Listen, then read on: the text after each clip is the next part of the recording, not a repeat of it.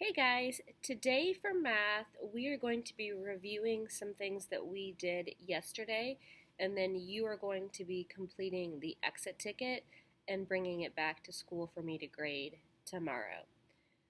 So, in your math book on page 223, this is the recap for lesson 16, and we actually did lesson 16 yesterday at school. And remember, the goals for lesson 16 were to understand how you can find speed. What's the meaning of speed by using ratio tables and double number lines? So we practiced those. And then we calculated the speed, the distance, and the time. Because in order to find speed, you have to have distance and time. In order to find distance, you would need speed and time. So these work together. And that's what we focused on yesterday. And you're trying to figure out the rate and the ratio for the different relationships. Okay? And always remember, you want to keep track of your vocab words because it helps you understand when in a problem, when the directions are asking you to do something, you might know how to do it, but you might forget what it's called. So a rate is a quantity that describes a ratio relationship between two quantities. So for example, I might for every 3 bags of chips, I buy 2 bags of cookies.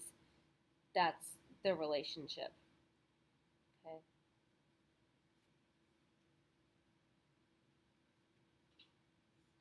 Rate doesn't necessarily mean speed, but it can. And so we talked about examples of that yesterday. And these are wolf sprints. In 3 seconds, the wolf goes 108. If I multiply 3 times 2, I get 6. That means I also have to multiply 108 times 2 and get 216.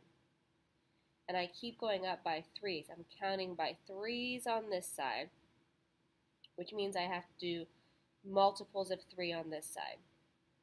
Multiples of 3 on this side, so multiples of 3 on this side, because whatever I do to one side, I have to do to the other side.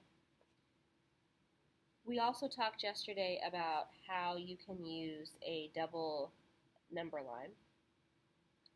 And so you've got the 2 lines that go together with the number of seconds and the number of feet. And this really helps you see on the graph where it would be. So a double number line is just another kind of graph.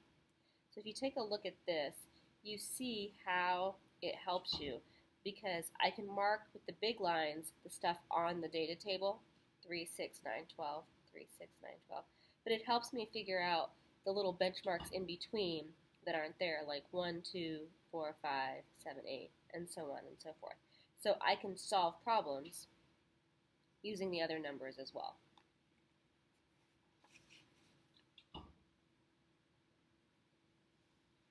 So the rate in this situation really has to do with how many sprints, how many feet the wolf can go in a given number of seconds.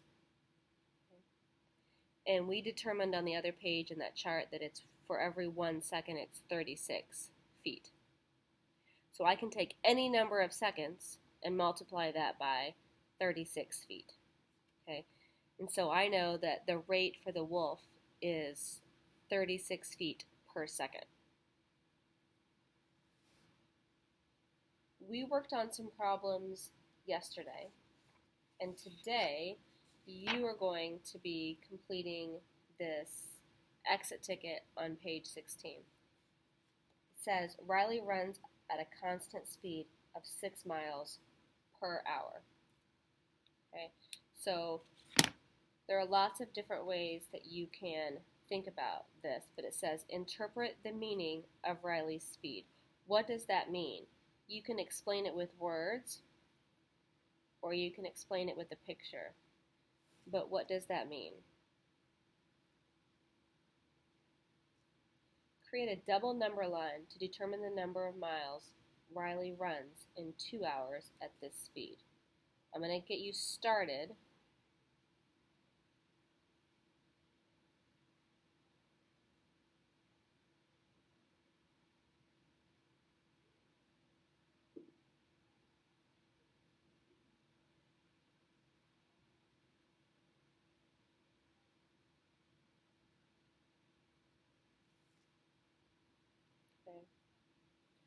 What amount of time does it take Riley to run 3 miles at this speed?